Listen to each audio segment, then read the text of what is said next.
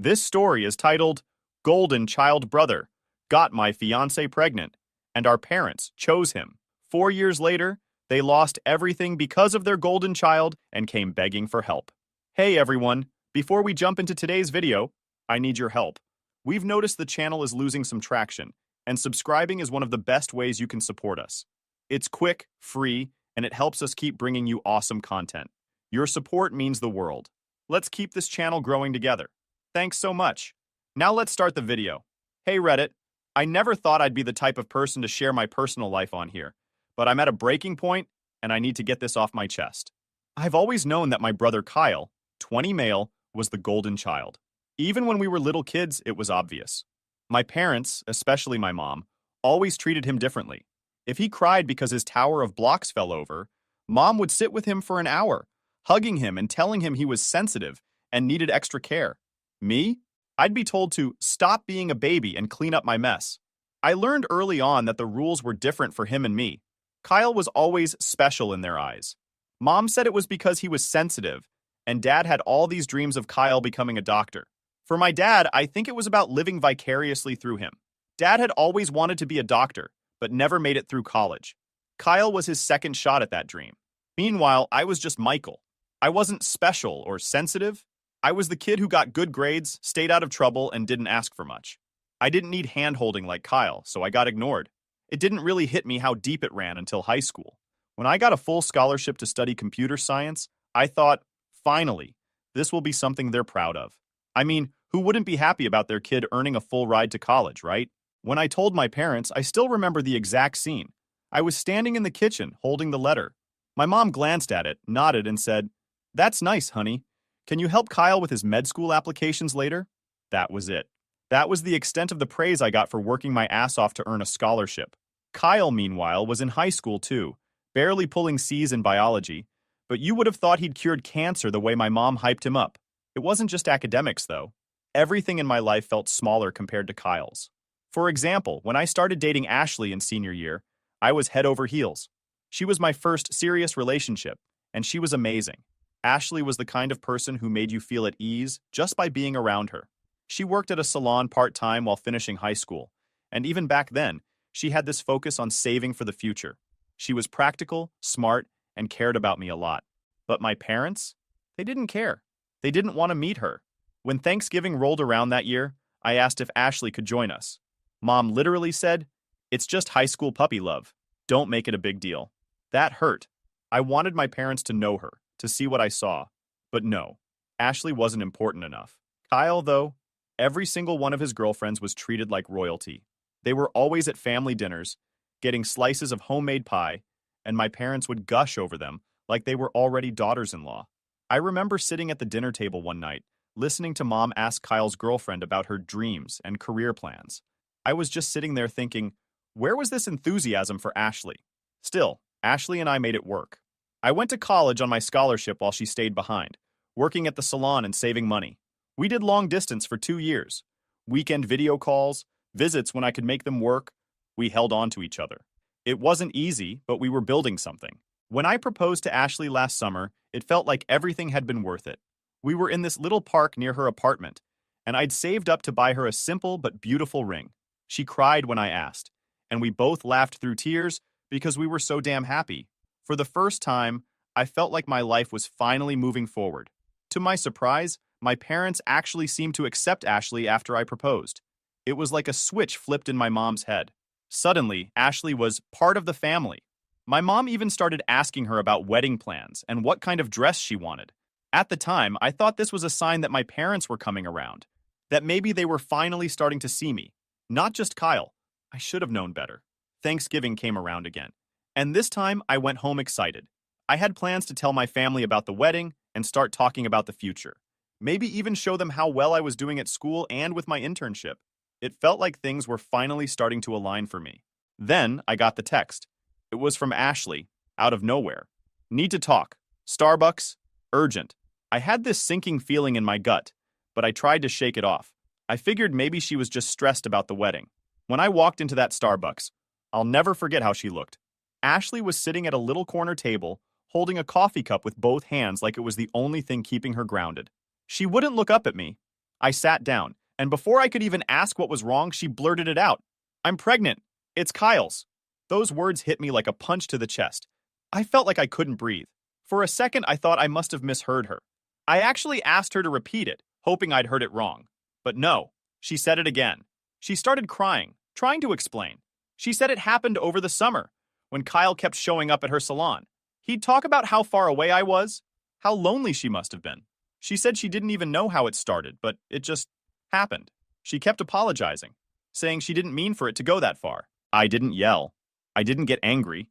I just sat there, staring at her. After a minute, I stood up, grabbed my keys, and walked out. I didn't say anything to her. I just left. I don't remember much of the drive back home after Ashley dropped that bomb at Starbucks. It felt like my brain had disconnected from the rest of my body. The radio was playing something, probably one of those overplayed pop songs, but it was just noise. I didn't cry. I didn't yell. I just felt hollow.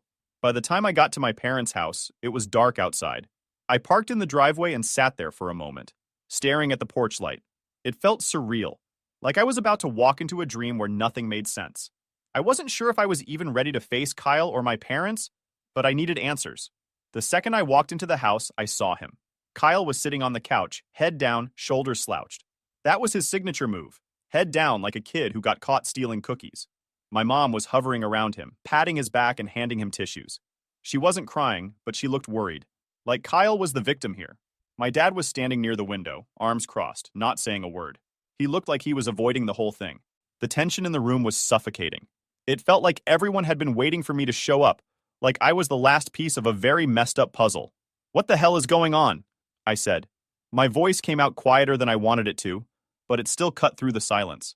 My mom was the first to speak. Michael, let's sit down and talk about this calmly. Calmly. That word set me off immediately.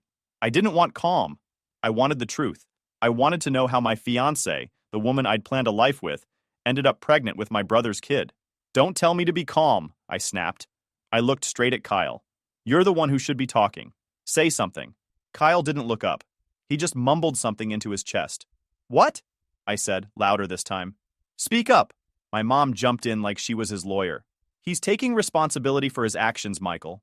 This is a big step for him. He's going to be a father. I couldn't believe what I was hearing. A big step? Like this was some achievement I was supposed to congratulate him for? I laughed, but it wasn't the funny kind of laugh. It was bitter. A father? He can't even pass a basic biology class, and now you think he's ready to be a parent? I said, looking at my dad. He was still staring out the window like none of this concerned him. You have nothing to say, Dad? My dad turned to me finally, sighing like I was the problem here. They're young. Mistakes happen, Michael. If you really love Ashley, you need to let her go. They're having a baby. Let her go? I repeated. I could feel anger boiling up inside me. That's your solution? Your son sleeps with my fiancée and I'm supposed to just hand her over to him like it's no big deal? Don't talk like that, my mom snapped. This is a blessing, Michael. It's a sign. A sign of what? I interrupted her. That your precious son can't take responsibility for anything? That I'm just supposed to keep rolling over and taking it? Mom's face turned stern. Kyle made a mistake, but he's doing the right thing now. He's stepping up, and we need to support him as a family. As a family. That phrase broke something in me.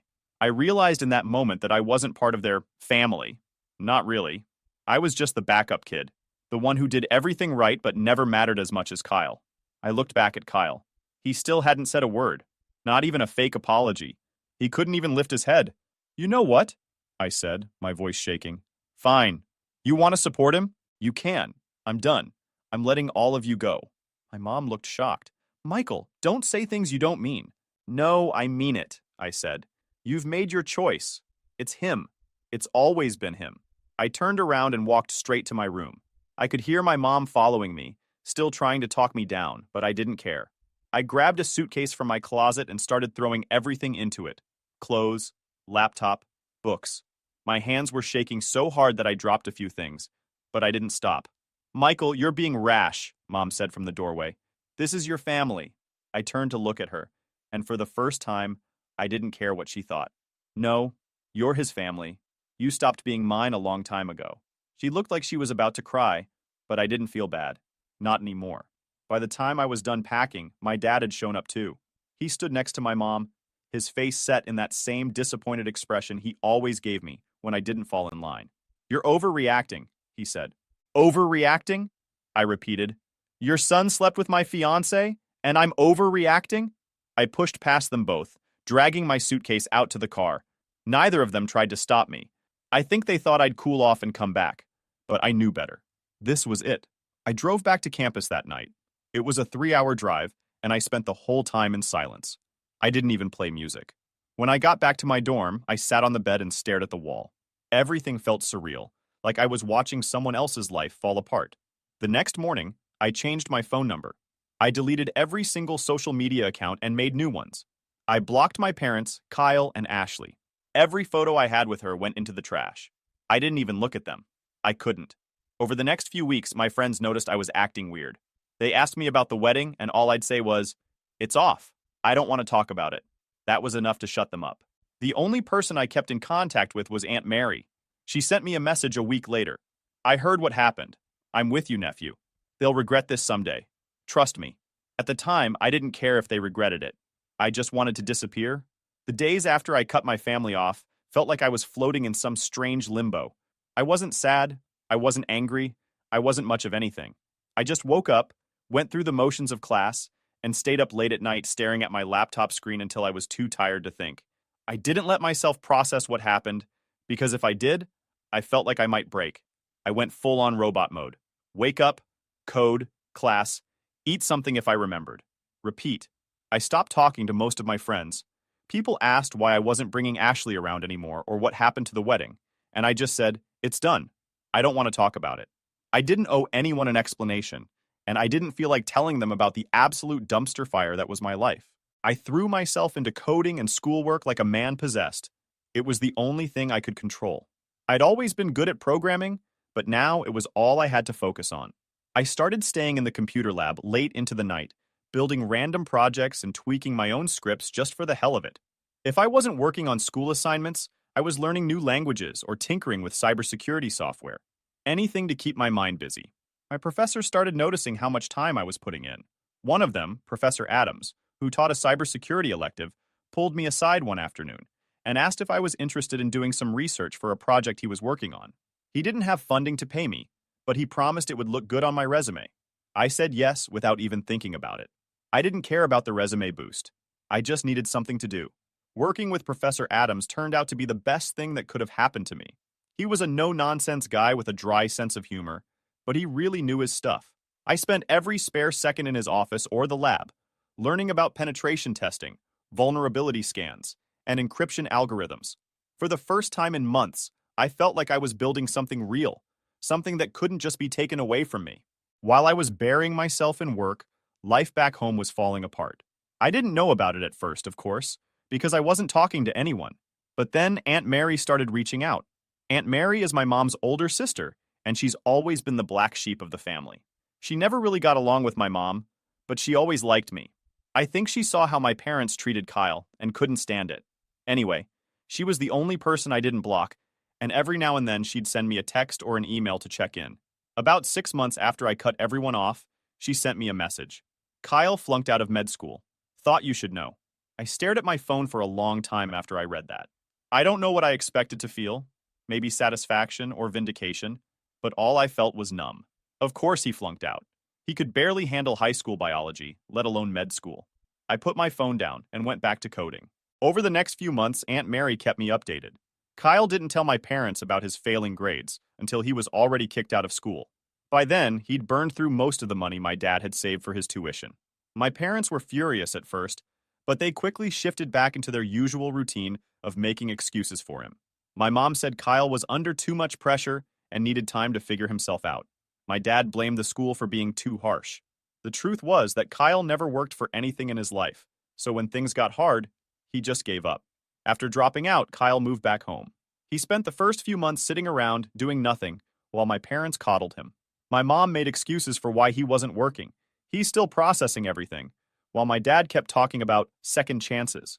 Meanwhile, Ashley had given birth to a little girl. She was raising her on her own, mostly because Kyle couldn't be bothered to step up. He helped sometimes, but according to Aunt Mary, that usually meant my mom nagging him until he spent an hour or two with his kid. Hearing all this didn't make me feel better. If anything, it just reinforced what I already knew. My parents would always choose Kyle, no matter how badly he screwed up. But while they were busy cleaning up his mess, I was building my own life. By the time I graduated, I had a job offer waiting for me from a startup that was interested in the cybersecurity software I'd helped develop with Professor Adams. They liked my work so much that they offered to let me join as a junior developer with equity in the company. I took the job and moved to a new city, far away from everything I'd left behind. Those first few months at the startup were tough. I was working 12-hour days, living off instant ramen, and crashing on a mattress on the floor of my apartment. But I didn't care. I was doing something that mattered. The software we were building had real potential, and I was part of it. One night, after a particularly long day, I got another message from Aunt Mary. Kyle works at Target now. Mom's worried about him. They don't know what to do. I read the message, then put my phone down and stared at the ceiling. It wasn't like I was surprised. Kyle had spent his entire life being told he was special, and now he was facing the reality that he wasn't. I knew it wasn't my problem, but it still left me feeling weird. Not sad, exactly. Just tired. I didn't respond to Aunt Mary that night. I didn't know what to say. A year later, my startup took off. The software we'd built caught the attention of some investors, and suddenly we were growing faster than any of us had expected. I was promoted to lead developer, which came with a nice salary bump and enough money to move into a proper apartment. For the first time in years, I felt like I was in control of my life. I thought about my family less and less. They weren't part of my world anymore, and I was okay with that. Aunt Mary still checked in from time to time, but I didn't ask about Kyle or my parents. I didn't want to know. Then, 4 years after I walked out of that house, my phone rang. I didn't recognize the number when my phone rang, but something in my gut told me to answer. It wasn't a number I had saved, and I didn't get many random calls these days. Most people reached me through email or Slack, so when I picked up and heard my mom's voice on the other end, I froze. "Michael," she said. Her voice cracked like she'd been crying for hours. "Michael, it's me. Please don't hang up." It took me a second to find my voice. "How did you get this number?" I hadn't spoken to her or anyone in my family for almost 4 years. I'd made damn sure they couldn't reach me, but apparently she'd found a way. "I got it from Aunt Mary," she admitted. "Please listen to me. We need your help. Things have been difficult." That word, difficult, felt like a gross understatement, but I didn't say anything. I just sat there, gripping my phone so hard my knuckles turned white. I should have hung up right then, but I couldn't. I don't know why. Maybe I just wanted to hear her out. Maybe some stupid part of me was curious about what they wanted. "What's going on?" I asked flatly. My tone was colder than I intended, but I didn't care. Mom let out a shaky breath, and her words came tumbling out like she couldn't hold them back anymore. "We're in trouble, Michael. Your father's health isn't good. He's been to the hospital twice this year for his heart, and we've had to sell the house to cover Kyle's mistakes." "Kyle's mistakes?" I repeated. I knew I shouldn't have asked, but I couldn't stop myself. She hesitated for a moment, then blurted it all out. Apparently, Kyle had borrowed $40,000 for some business opportunity that a friend pitched him. Mom didn't say what it was, probably because she didn't know or didn't want to admit how stupid it sounded. But it failed within a month, completely wiped out. When Kyle couldn't pay back the loan, my parents stepped in, dipping into their retirement savings to try and bail him out. That, combined with some of Dad's medical bills, forced them to sell the house. They moved into a small 2-bedroom apartment on the edge of town. And of course, Kyle moved with them. Where else would he go? "Michael, we don't have anything left," Mom said. Her voice was thin, like she was trying to hold back sobs. "Kyle is trying. He's been looking for work, but—" "Looking for work?" I interrupted, the anger bubbling to the surface.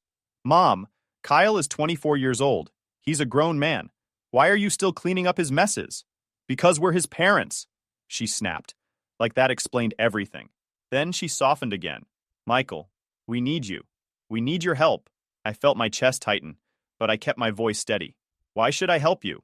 I asked. "You made it very clear 4 years ago where I stood in this family." "That's not fair," she said quickly. "We didn't know what to do back then. Kyle made a mistake, but he's trying now." "Trying? You mean he's still living off you?" I said. "Like he always has." There was a long silence on the other end of the line. I could hear her breathing, shaky and uneven. "Please, Michael," she said finally. "Your father's health is bad, and I don't know what we'll do. We have nothing left." I closed my eyes and took a deep breath. For a second, I imagined what they must look like now. Dad, gray and hunched over, staring out the window of some cramped apartment. Mom pacing the room, wringing her hands. Kyle sitting on the couch with his head down, just like that night 4 years ago. It was almost too easy to picture, but I didn't feel bad for them, not really.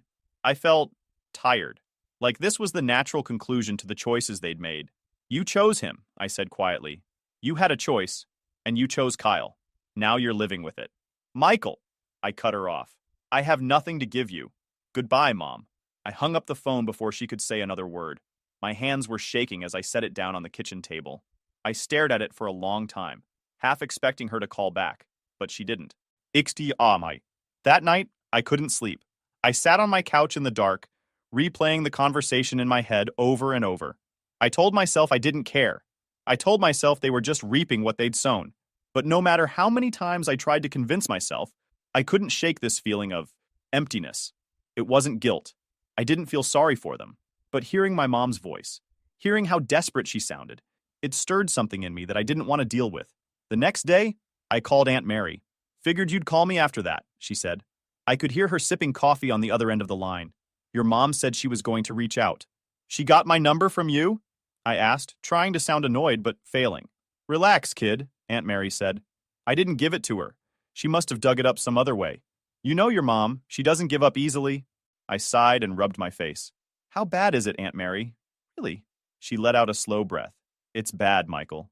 Your dad's heart isn't what it used to be, and they're flat broke. Kyle? Well, you know Kyle. He's still waiting for life to hand him something on a silver platter. Your parents are barely scraping by, and your mom doesn't know how to deal with any of it. She shouldn't have to deal with it, I said bitterly. Kyle should.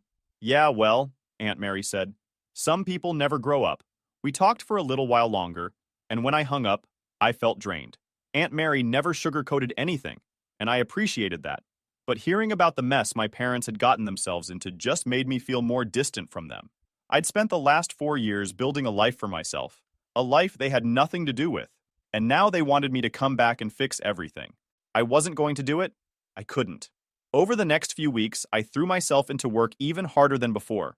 My company was growing, and we were rolling out a big update to our software, so I had plenty to keep me distracted. I told myself I was fine. My parents weren't my responsibility, and I didn't owe them anything.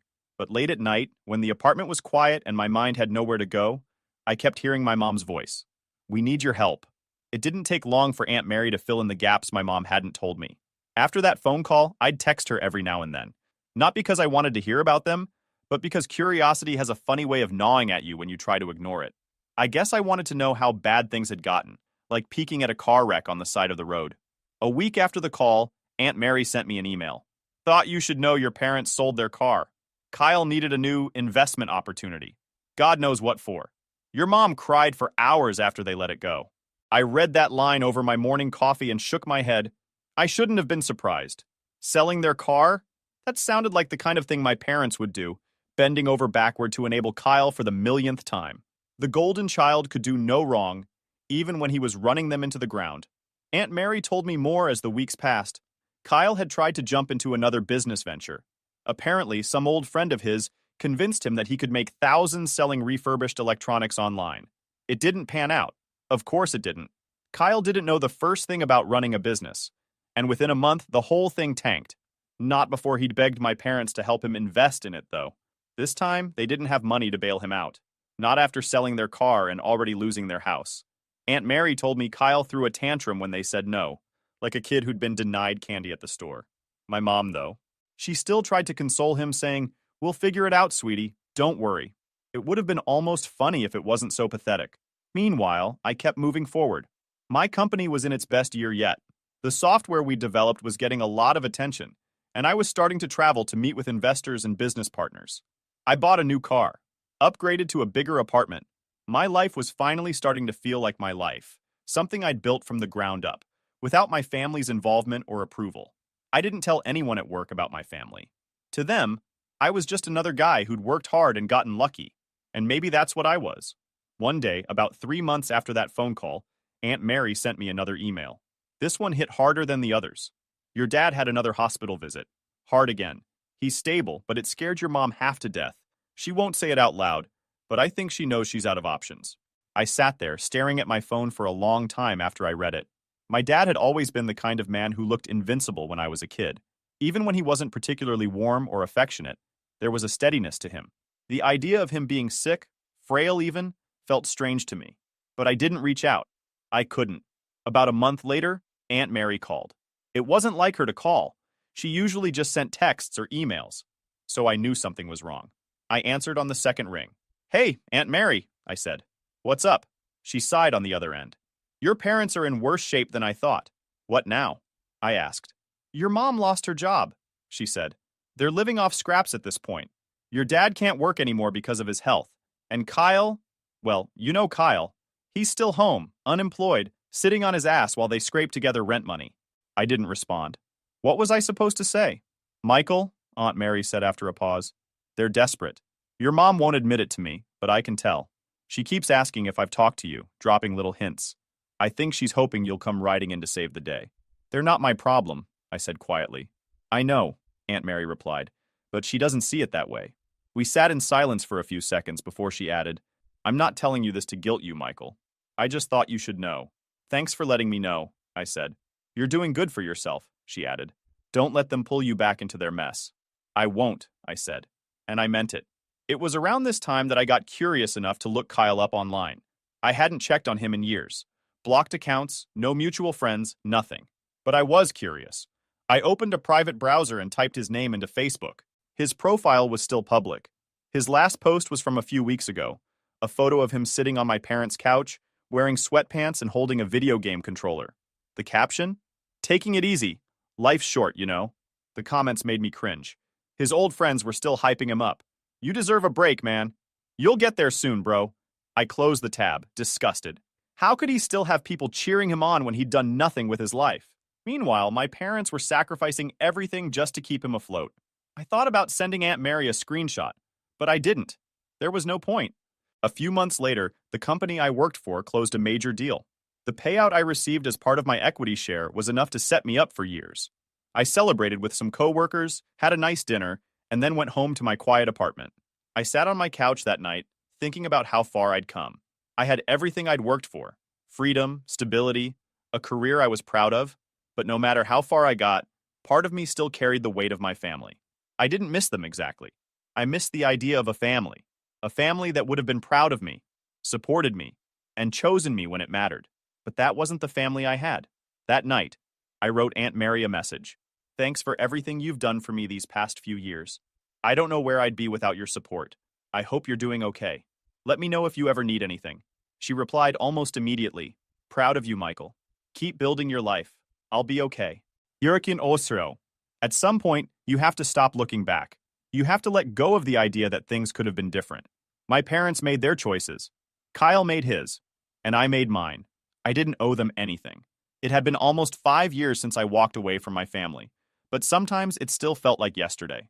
The mess, the betrayal, the night I packed my things and left. Those memories stuck with me.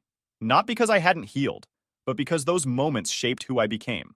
By now, my life looked nothing like it had back then. My company had grown far beyond what I ever imagined. We weren't a scrappy startup anymore. We were a real player in cybersecurity. I was in a position where I could do whatever I wanted with my time. I traveled when I felt like it, invested in new projects, and worked on ideas I cared about. My house, a sleek, quiet space I bought a year ago, felt like a sanctuary. I didn't need much to be happy. Peace and stability were enough. But no matter how good my life got, there were still moments where my past tried to catch up with me. One of those moments came on a random Thursday evening. I was finishing up work for the day when I got a message request on Facebook. I didn't use Facebook much anymore, but I checked out of habit. The message was from Kyle. I stared at the screen for a long time, debating whether I even wanted to open it. Part of me said to ignore it, just delete it and move on. But curiosity got the better of me, and I clicked on it. His message was short. "Hey, I know you probably don't want to hear from me, but I'm trying to fix things. I messed up and I'm sorry for everything. Mom and Dad aren't doing well. Just thought you should know." I stared at the words for a long time. "I'm sorry for everything." That's what he said. After all these years, that's what he led with. An apology that was probably 5 years too late. I didn't reply. I couldn't. That night, I lay in bed thinking about my brother. Kyle was always the person I resented most, not because of what he did with Ashley, but because of everything else. The way my parents raised him, the way they handed him everything on a silver platter, the way he took and took and took without ever giving anything back. It wasn't just Kyle who let me down. It was my parents, too. They'd built him into the person he became, and now they were paying for it. But that wasn't my problem anymore. The next morning, Aunt Mary called. She didn't usually call unless it was serious, so I answered right away. "Michael, it's your dad," she said. Her voice was softer than usual, like she was bracing herself for my reaction. "He had another heart episode. It's bad this time. They don't think he's going to recover." I sat down at my kitchen table, the words sinking in. I didn't know what to say. "Your mom's a mess," Aunt Mary continued. "She's not handling it well, and Kyle, well, you know Kyle." I nodded, even though she couldn't see me. "What does she want me to do?" "She hasn't said anything," Aunt Mary replied. "But you know her. I think she's hoping you'll show up, that you'll be there." For a moment, I thought about it. I thought about going back, sitting at my dad's bedside, seeing my mom, seeing Kyle. Maybe they'd all look at me differently this time. Maybe they'd regret how they'd treated me. But then I realized that wasn't what I wanted. I wasn't looking for closure. I wasn't looking for them to apologize. I'd made my peace a long time ago. "I'm sorry to hear about Dad," I said finally. "But I'm not coming back, Aunt Mary. I can't." She didn't try to argue with me. "I figured as much," she said. "You've done what you needed to do, Michael. Don't feel guilty for it." "I don't," I replied. And it was the truth. My father passed away a week later. Aunt Mary sent me an email to let me know. She told me there was a small funeral, mostly family, and a handful of neighbors. Kyle was there, of course, standing next to my mom like nothing had changed. I didn't go. I thought about it. But in the end, I decided that showing up would do more harm than good. I had nothing to say to them, and I didn't want to pretend otherwise. My father was gone, and whatever I could have said to him had been left unsaid years ago. Instead, I spent that day working in my office, finishing a new project I'd been chipping away at. I didn't tell anyone what had happened. To my coworkers, it was just another day. And honestly, I liked it that way. A few months later, I heard from Aunt Mary again. This time, it was about my mom. "She's not doing great, Michael," she told me over the phone. "Losing your dad hit her hard. And Kyle, well, Kyle is still Kyle. He's living with her, but he's not helping. She's struggling to keep up with the bills." I took a deep breath, letting her words sink in. "And what does she want me to do?" "She hasn't asked for anything," Aunt Mary said quickly. "I'm just telling you because I thought you should know. You don't owe her anything, Michael. You've already given enough." I appreciated that about Aunt Mary. She never tried to guilt me or push me to do something I didn't want to do. She just told me the truth and let me decide what to do with it. "I'll think about it," I said, even though I already knew what my answer was. Yurbi. In the end, I never reached out to my mom. I thought about it a few times, especially after Aunt Mary's updates. But every time I did, I remembered how things had been. I remembered how I felt sitting in that living room while my parents defended Kyle. I remembered how they looked at me like I was the problem. Some people say family is everything, but I don't believe that. Family is only everything if they treat you like you matter. If they don't, then you're allowed to walk away. You're allowed to put yourself first. That's what I did. Years later, I was still building my life, still moving forward. I had a home, a career, and friends who felt more like family than my blood ever had. I didn't hate my parents or Kyle anymore. I didn't feel angry or bitter. If anything, I felt free. Sometimes freedom doesn't come from winning. It comes from walking away.